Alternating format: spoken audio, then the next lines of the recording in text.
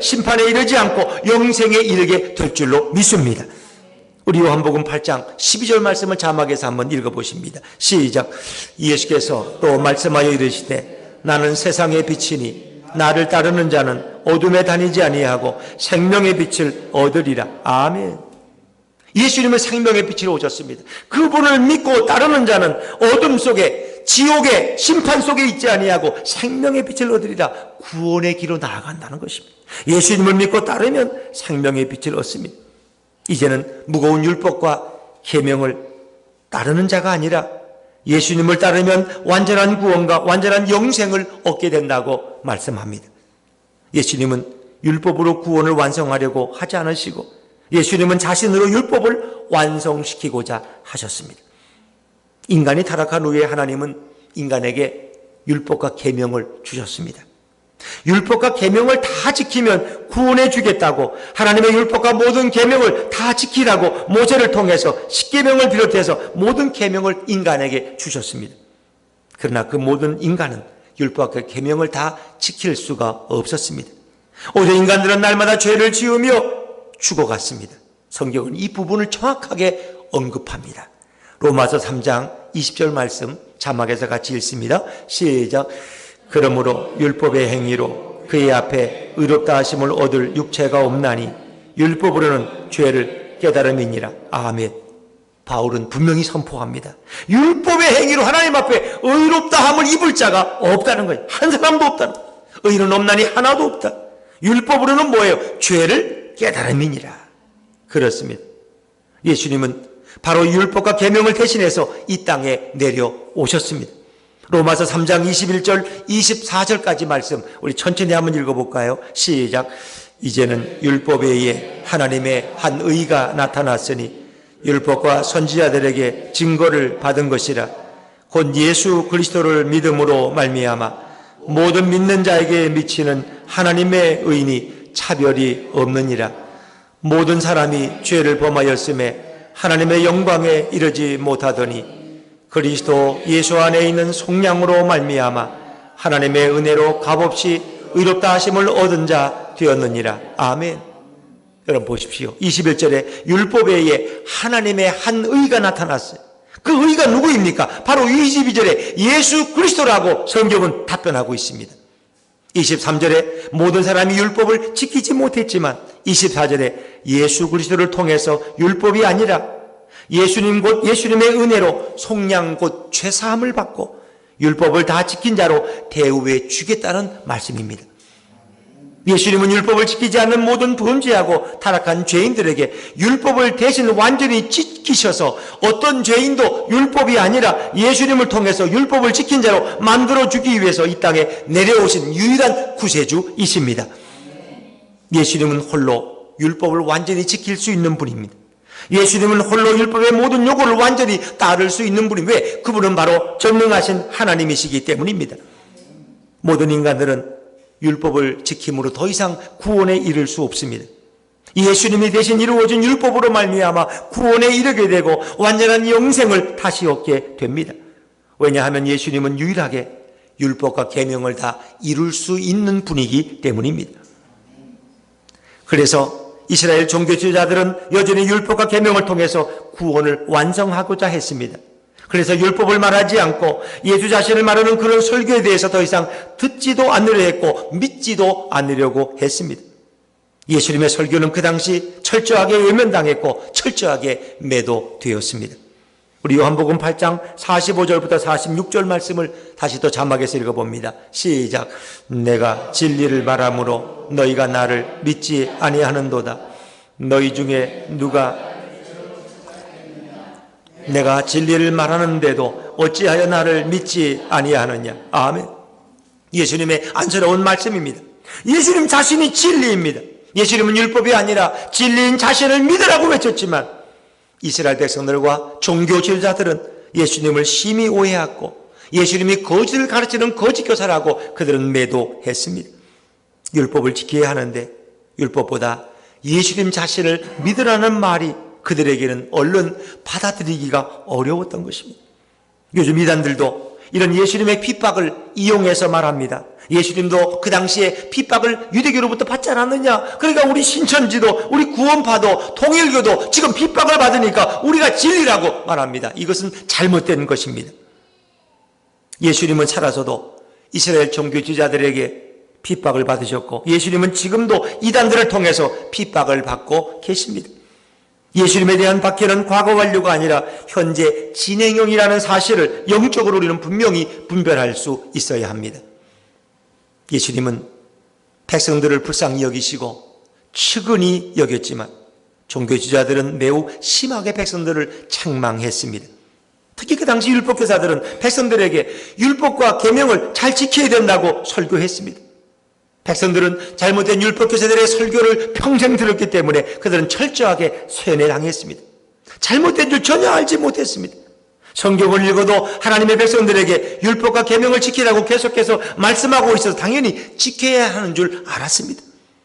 그러나 율법으로는 의롭게 될 자가 없습니다. 율법으로는 구원에 이를 자가 단 한 사람도 없습니다. 율법으로는 자신을 완전하게 할 자가 인간 중에는 아무도 없습니다. 그래서 예수님이 이 땅에 내려와서 율법의 모든 요구를 대신 완전히 이루고 죄인들을 살려주고자 오셨습니다. 더 이상 백성들이 율법을 완성하지 않아도 되도록 역사해 주셨습니다. 그러나 율법교사들은 율법과 계명을 지켜야 한다고 계속해서 설교할 때 예수님은 그들이 잘못된 길로 백성들을 인도한다고 그들을 꾸짖으십니다. 자, 누가복음 11장 45절 46절 말씀을 읽어볼까요? 같이 읽죠. 시작. 한 율법 교사가 예수께 대답하여 이르되 선생님 이렇게 말씀하시니 우리까지 모욕하심이니이다. 이르시되 화 있을진저 또 너희 율법 교사여 지기 어려운 짐을 사람에게 지우고 너희는 한 손가락도 이 짐에 대지 않는도다. 아멘. 예수님이 가장 가슴 아파하신 것은 이 율법은 도저히 너무 어렵고 너무 무거워서 아무도 짊어질 수가 없었다는 것입니다. 그러나 율법교사들은 율법과 계명의 무거운 짐을 백성들에게 강요하면서 정작 자신들은 그 율법의 무거운 짐에 손가락 하나도 대지 않았다는 것입니다. 예수님이 율법의 무거운 짐을 대신 다 이루어주기 위해서 이 땅에 오셨음에도 불구하고 종교지도자들은 백성들이 예수님을 향하여 나가지 못하게 하고 무거운 율법과 계명을 계속해서 백성들에게 지도록 강요했습니다. 율법교사들은 성경을 오해했기 때문에 율법을 짊어진 백성들은 날마다 고통 가운데 살아갔습니다. 그들은 율법을 지키지 못하는 죄책감과 두려움으로 살아갔습니다. 예수님의 말씀은 율법을 지키지 말라는 것이 아닙니다. 예수님의 참뜻은 율법의 요구를 완전히 다 지킬 자가 없어서 율법을 받은 후에도 천국에 들어가시는 인간 중에는 단 한 명도 없다는 것입니다. 율법으로는 구원받을 자가 없다는 것입니다. 그래서 예수님은 율법을 내가 대신 다 너희 대신 지켜줄 테니 예수님을 믿으라고 말씀하고 계십니다. 예수님은 율법과 계명의 모든 요구를 완전히 이루어서 구원에 이를 자는 아무도 없다. 그래서 사도 바울은 율법을 준 목적을 성경에서 우리에게 분명히 밝히고 있지 않습니까? 우리 아까 읽었지만 로마서 3장 20절 말씀 다시 한번 읽겠습니다. 시작. 그러므로 율법의 행위로 그의 앞에 의롭다 하심을 얻을 육체가 없나니 율법으로는 죄를 깨달음이니라. 아멘. 율법의 행위로 그의 앞에 의롭다 하심을 얻을 육체가 없어요. 율법으로는 죄를 깨닫는 것입니다. 오히려 율법으로 인간이 얼마나 더 더럽고 추악한 존재인지 율법과 계명을 지키지 못하는 무능력한 인간이라는 사실을 우리 율법을 통해서 깨닫게 됩니다. 나는 죄인이구나. 난 도저히 율법을 지킬 수가 없구나.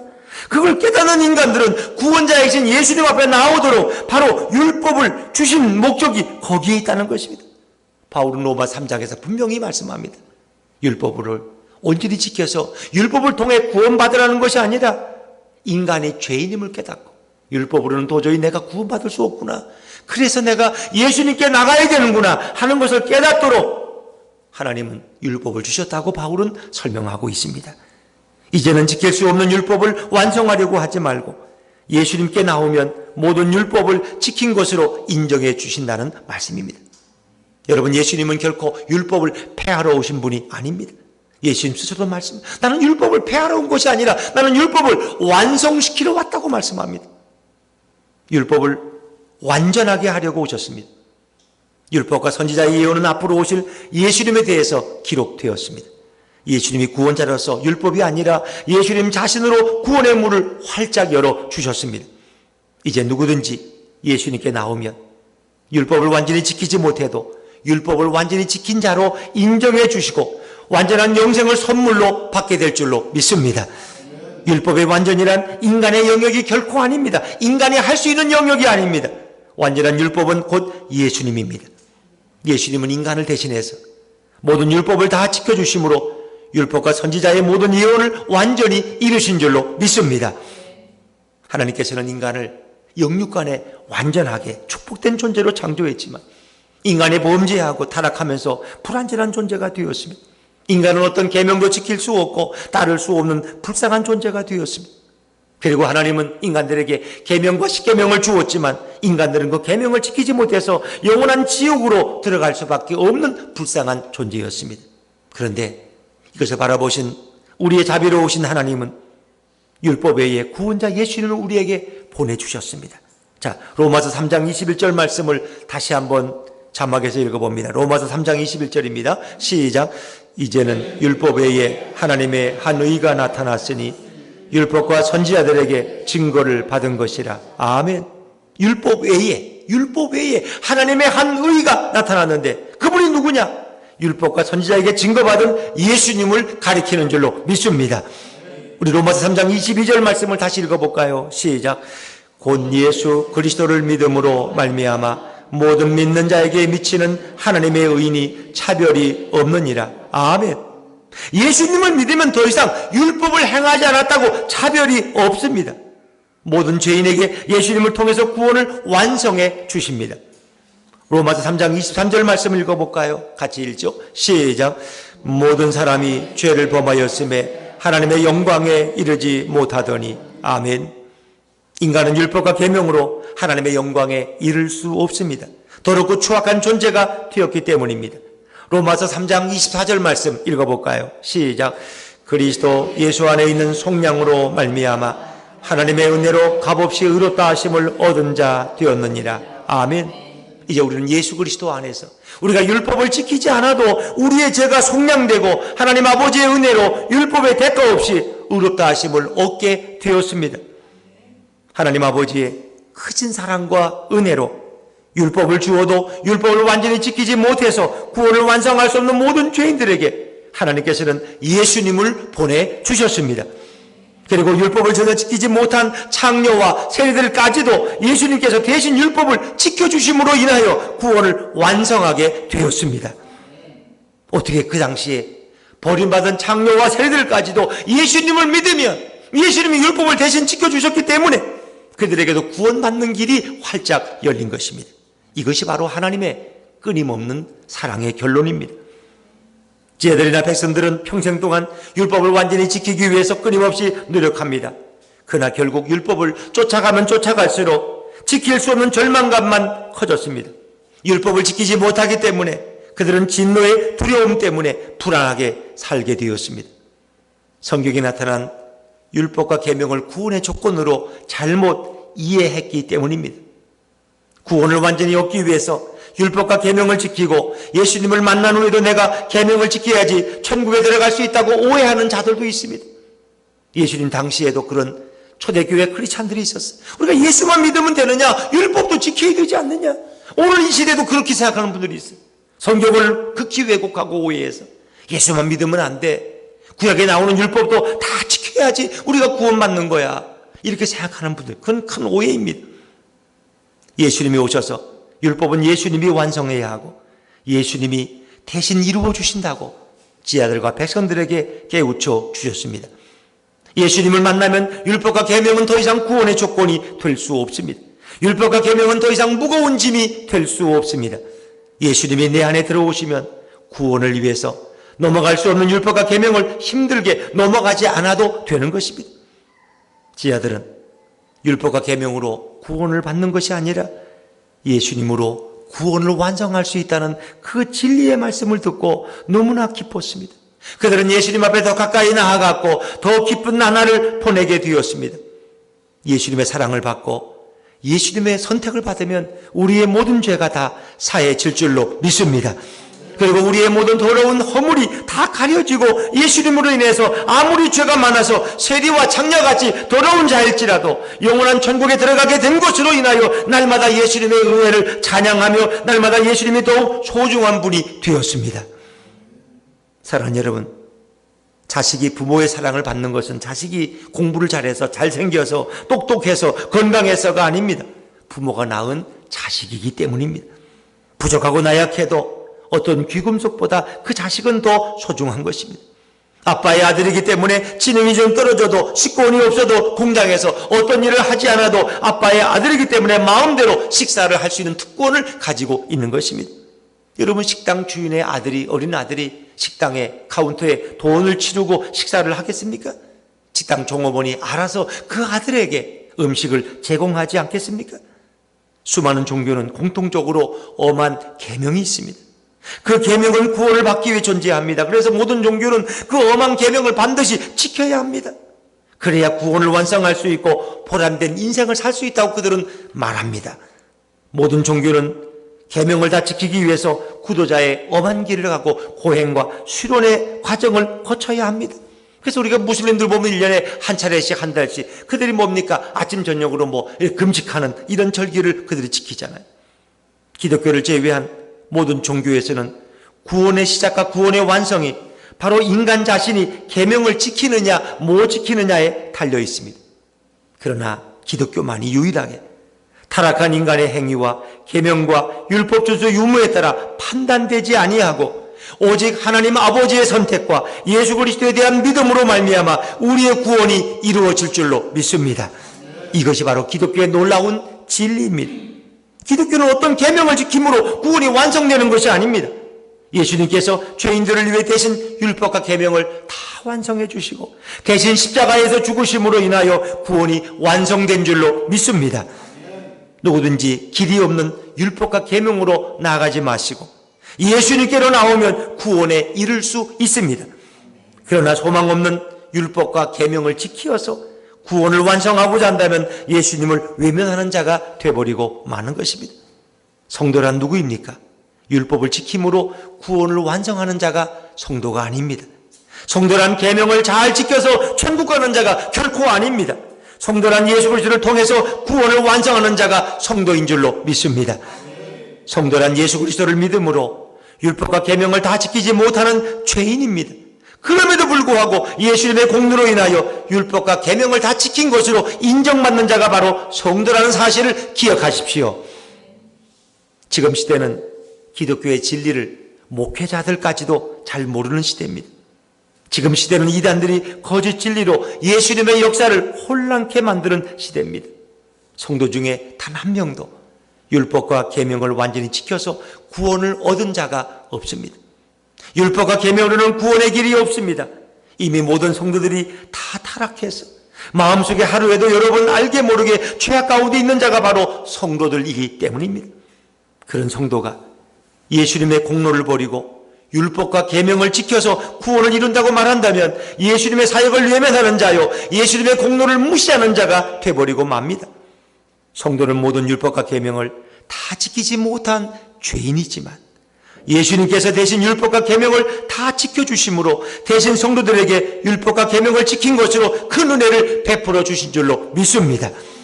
이제 성도의 삶은 율법과 계명을 거룩하게 지키려고 외식하는 몸짓과 외식하는 입술을 버리고 나 같은 죄인을 살려주신 그 은혜를 영원히 찬양해야 할 것입니다. 성도는 율법과 계명을 잘 지키는 것처럼 위선을 떠는 자가 아닙니다. 영적으로 솔직하게 율법과 계명을 지키지 못한 죄인이라고 성도는 고백하는 자입니다. 그리고 예수님의 보혈의 십자가 앞에 나와서 무릎을 꿇고 나 같은 죄인을 위해서 율법과 계명을 대신 완전히 지켜주신 그 은혜를 찬양하는 자가 진정한 성도인 줄로 믿습니다. 성도에게 율법과 계명은 더 이상 구원의 조건이 아닙니다. 구원의 완성도 아닙니다. 구원의 시작과 완성은 오직 예수 그리스도 한 분밖에 없습니다. 예수님은 자신이 택한 자들을 위해서 율법을 폐하지 않으시고 대신 율법을 완성해서 성도들에게 은혜의 구원의 문을 활짝 열어주신 분이 바로 우리 예수님이십니다. 예수님께서 율법을 다 지켜서 율법을 완전하게 해주신 이 놀라운 진리는 천지가 없어져도 절대로 없어질 수 없는 진리 중에 진리인 줄로 믿습니다. 때로는 성도가 부족하고 성도가 죄를 자주 반복해 짓는다고 할지라도 예수는 우리의 모든 구원을 완성해 주십니다. 이것이 바로 하늘 아버지의 마음입니다. 이제 우리는 율법의 행위로 구원받은 자가 아닙니다. 이제 우리는 예수님의 인격과 은혜로 구원을 얻는 자가 되었습니다. 우리는 이 땅의 수많은 종교들처럼 율법과 계명을 지키기 위해서 고행과 금식에 매달리는 불쌍한 영혼이 결코 아닙니다.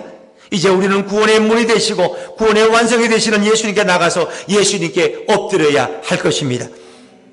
이 땅의 수많은 종교인들은 각각 자신의 계명과 교리에 얽매여서 세상에서 고행과 금식으로 자신을 억누르며 비참하게 살아가는 경우가 너무나 많습니다.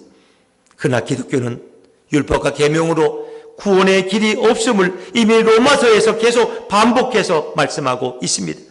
이제는 모든 것을 완전히 다 이루어 주신 예수님께 나가야 합니다. 예수님이 왜 중요한지, 예수님이 구원의 기준이 되는 그 놀라운 이유를 우리는 잘 알아야 할 것입니다. 죽어서 천국에 가게 되면 천국문에서 천사가 너는 율법과 계명을 몇 프로나 지켰느냐, 반이나 지켰느냐고 절대로 물어보지 않습니다. 너는 오직 한 가지 예수를 믿고 예수님의 대속의 은혜를 받았느냐고 우리에게 물어보는 것입니다. 왜냐하면 어차피 모든 인간은 아무리 고행과 금식을 반복해도 율법과 계명을 완전히 지키고 완전히 이룰 수 없기 때문입니다. 우리가 영원히 찬양해야 되는 것은 바로 우리를 대신해서 율법과 계명을 지켜주신 예수님만을 영원히 찬양해야 할 것입니다. 그리고 예수님으로 충만한 인생들이 되어야 할 것입니다. 율법과 고행으로 자신을 힘들게 하는 그런 잘못된 인생을 살아서는 안 됩니다. 우린 예수님으로 충만한 성도가 되어야 할 것입니다. 예수님으로 충만하면 율법과 계명이 구원의 조건도 구원의 완성도 되지 않습니다. 구원받은 자녀로서 율법과 계명은 예수님이 내 안에 계시면 저절로 열매 맺게 됩니다. 이것을 요한복음 15장 5절에 기록되어 있습니다. 요한복음 15장 5절 한번 읽어보실까요? 시작. 나는 포도나무요 너희는 가지라. 그가 내 안에 내가 그 안에 거하면 사람이 열매를 많이 맺나니 나를 떠나서는 너희가 아무것도 할 수 없음이라. 아멘. 예수님은 포도나무가 되십니다. 가지인 우리가 예수님께 붙어있으면 우리는 저절로 생명의 열매를 맺게 될 줄로 믿습니다. 노력해서 가지가 나무에 붙으려고 노력한 것이 아니라 나무가 가지를 자신에게 붙여준 것입니다. 사랑하는 여러분, 이제 우리는 복음을 정확히 이해해서 찬양과 기쁨이 넘치는 성도가 되어야 할 것입니다.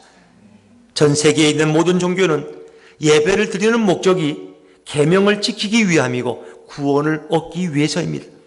다시 말해서 율법과 계명을 지키고 구원을 얻고자 열심히 예배를 드립니다. 이들의 종교관은 열심히 예배를 드려야 구원도 받고 계명도 지킬 수 있다고 생각하기 때문입니다. 그러나 예배는 구원을 받기 위해서 재롱을 떠는 재롱잔치가 아닙니다. 예배는 우리를 위해서 대신 율법과 계명을 지키고 우리를 대신해서 십자가에서 생명을 버리신 예수님께 감사와 찬양을 돌리기 위해서 예배를 드리는 것이 바로 진정한 예배의 목적이고 예배의 자세가 되어야 할 줄로 믿습니다. 어떤 사람이 예를 들면 11절 드리는 이유가 하나님께 잘 보여서 부자가 되는 의도 때문에 11절을 드린다면 그것은 오히려 하나님께 진노를 받을 일입니다. 11절은 그동안 베풀어 주신 너무나 큰 은혜에 감사해서 드리는 것이 바로 온전한 11조입니다. 예배란 구원을 얻기 위해서 재롱 피우는 것이 아닙니다. 예배란 나 같은 죄인을 이 땅에 내려오셔서 모진 죽음으로 구원의 길을 완성해 주신 예수님께 감사와 찬양을 드리기 위해서 기쁨과 감격으로 드리는 것이 바로 예배인 것입니다. 예수님께 받은 은혜가 별로 느껴지지 않으면 어떤 이들은 예배 시간이 길어지는 것을 감당하지 못하고 마음에 분노가 일어나는 분들이 있어요. 오늘 목사님은 저렇게 왜 길게 설교를 하지? 이 막 마음에 분노가 일어나. 이건 예배자의 태도가 아닙니다. 이런 사람들은 부모의 생일 잔치가 짧게 진행되지 않으면 부모에게 불평하는 불효자와 같은 것입니다. 예배란 자신을 위해서 모든 것을 다 이루어 주신 우리 예수님께 영혼과 마음을 다해서 기쁨과 감사로 영광을 돌리고 그분의 깊은 은혜를 묵상하고 찬양하는 것이 진정한 예배인 것입니다. 예배 때에 예수님께 집중하지 못하는 것은 예수님께서 자신을 위해서 별로 해준 것이 기억나지 않기 때문입니다. 그러나 예수님께서는 부족하고 못나고 죄 많은 자신을 위해서 모든 것을 다 해주셨다고 고백하는 자들은 예배 시간에 전심으로 주님께 찬양과 감사를 돌리고 예배가 끝나면 아쉬움을 가지고 예배당을 떠나게 되는 것입니다. 바로 이렇게 신앙생활을 했던 분들이 일제시대에 먹을 것이 없음에도 예수님을 기뻐했던 우리 신앙의 선배들입니다. 이제 우리도 예배를 억압과 피동적인 참여자로서 고통 속에 드리는 성도가 아니라 기쁨과 감사와 찬양 가운데서 인격적인 예수님께 예배를 드릴 수 있기를 바랍니다. 그렇게 할 때 놀라운 인생의 축복과 은혜가 하늘로부터 내려와서 더욱 예수님으로 충만해지는 놀라운 은혜를 경험하게 될 것입니다. 이미 우리 예수분교회 성도들은 예수님으로 충만한 분들이었습니다. 되었습니다. 세상에 감당하지 못하는 분들이 바로 지금 예배드리는 여러분들인 줄로 믿습니다. 예수를 알고 예수께 찬양하는 여러분 위에 날마다 하늘의 신령한 기쁨이 넘쳐나기를 주의 이름으로 축원합니다. 축원합니다.